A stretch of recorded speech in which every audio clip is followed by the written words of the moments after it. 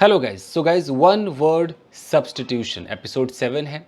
Story telling तो आपको guys रात को 9 बजे मिल ही जाएगा। ये वन वर्ड मैं कभी भी ला सकता हूँ, दिन में या शाम को, कभी मौका मिलेगा, बट स्टोरी टेलिंग अपने करेक्ट टाइम पर, राइट टाइम पर आपको मिलता रहेगा। चलिए, तो गाइज 5 वर्ड्स हैं। सबसे पहला है कि घमौरी। घमौरी को क्या कहते हैं? Prickly heat. प्रिकली हीट, हालांकि लोग पिंपल्स वगैरह बोल देते हैं, बट पिंपल्स अलग चीज़ है। जो घमौरी है उसको स्पेशली प्रिकली हीट कहा जाता है।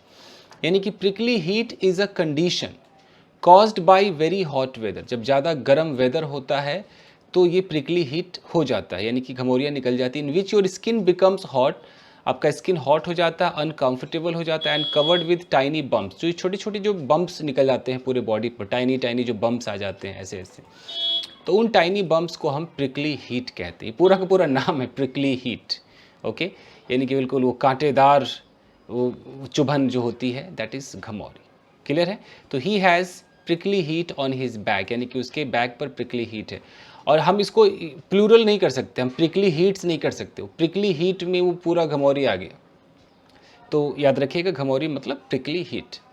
फिर आता है कि अगर किसी को मोच आ जाए तो मोच आने को हम क्या कहेंगे? मोच आने को हम बोलते हैं स्प्रेन, यानी कि to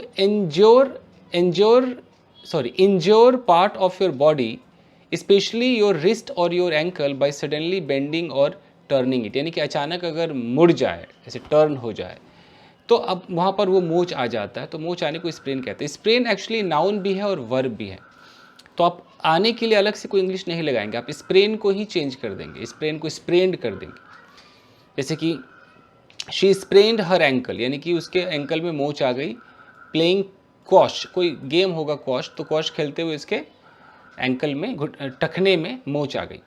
he stumbled and sprained अ नी, उसे कहीं पर ठोकर लग गया, स्टम्बल हो गया और उसके घुटने में क्या हो गया, तो स्प्रेन यानी कि मोच आ गया। तो ये वर्ब की तरह यूज़ कर सकते हैं, नाउन की तरह भी यूज़ कर सकते हैं। This is sprain, this is nothing but sprain, ऐसे बोल सकते हैं। क्लियर है?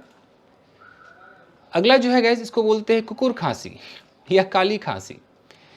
ये मतलब कि ऐसी खांसी है कि बहुत ज़्यादा कोई अगर कफ कर रहा हो, खांस रहा हो, तो हम कहते हैं अरे बाप रे, इसको तो कुकुर खांसी बहुत दिन से हो रहा हो। वूपिंग कफ, क्या बोलते हैं इसको? Whooping cough. अब ये कुछ साइंस में कुछ लिखा हुआ है, साइंस के लैंग्वेज में है कि also called pertussis is a serious respiratory infection caused by a type of bacterial called Bordetella pertussis। ये आपके समझ में नहीं आएगा, ये मेरे भी समझ में नहीं आया। The infection causes violent uncontrollable cough. यहाँ ये समझ में आ जाएगा कि एक ऐसा इन्फेक्शन होता है जो आपकी जो खांसी है उसको बड़ा ही वायलेंट बना देगा, अनकंट्रोलेबल बना देगा कि आप कंट्रोल नहीं कर पाएंगे। That can make it difficult to breathe, और इसमें सांस लेना कई बार मुश्किल होता है। तो इस तरह की जो खांसी है उसको हम कहते हैं वूपिंग कफ। हम बिल्कुल अंग्रेज लोग यूज़ करते हैं वूपिंग कफ, कुकुर खांसी, काली खांसी। हर वूपिंग कफ ऑलवेज डिस्टर्ब्स मी, उसका जो यार वो कुकुर खांसी मुझे हमेशा डिस्टर्ब कर देता है, या she is suffering from whooping cough बोल सकते हैं। अगला आता है 80 साल का बूढ़ा, इसको हम क्या कहते हैं? ऑक्टोजेनेरियन।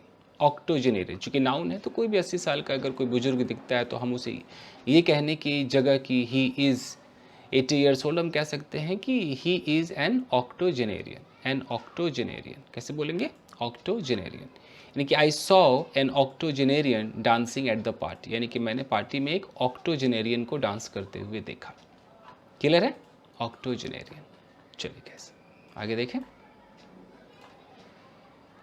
पुश्तैनी दुश्मनी, अब किसी की दुश्मनी ऐसी हो जो वर्षों से चली आ रही हो, बाप दादाओं के ज़माने से ही अगर उसकी दुश्मनी चलती आ रही, तो ऐसे दुश्मनी को हम कहते हैं फ्यूड। फ्यूड यानी कि an angry and serious argument between two people और ग्रुप। या तो दो लोग हैं या दो ग्रुप के बीच कोई ऐसा आर्गूमेंट है, कोई ऐसी मतलब एक गुस्से वाला माहौल चलता आ रहा है, that continues over a long period of time, लंबे समय से। दो व्यक्तियों या व्यक्ति समूहों के बीच लंबे समय तक चलने वाला झगड़ा, यानी कि पुश्तैनी रंजिश, इसको हम कहते हैं फ्यूड। यानी कि there is a feud between us, हमारे बीच एक फ्यूड है, एक दुश्मनी है जो काफ़ी लंबे समय से चलती आ रही है। There is a feud between this group and that group, तो पता चल जाता है, फ्यूड बोलते पता चल जाएगा कि अच्छा ये पुश्तैनी है, इनका बाप दादाओं से चलता आ रहा है।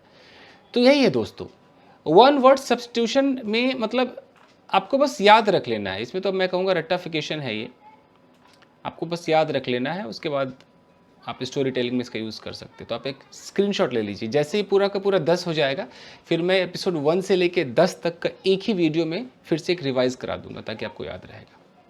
ठीक है, ओके, चलिए मिलते हैं अगले एपिसोड में। थैंक यू, वीडियो को लाइक कीजिएगा। Thank you.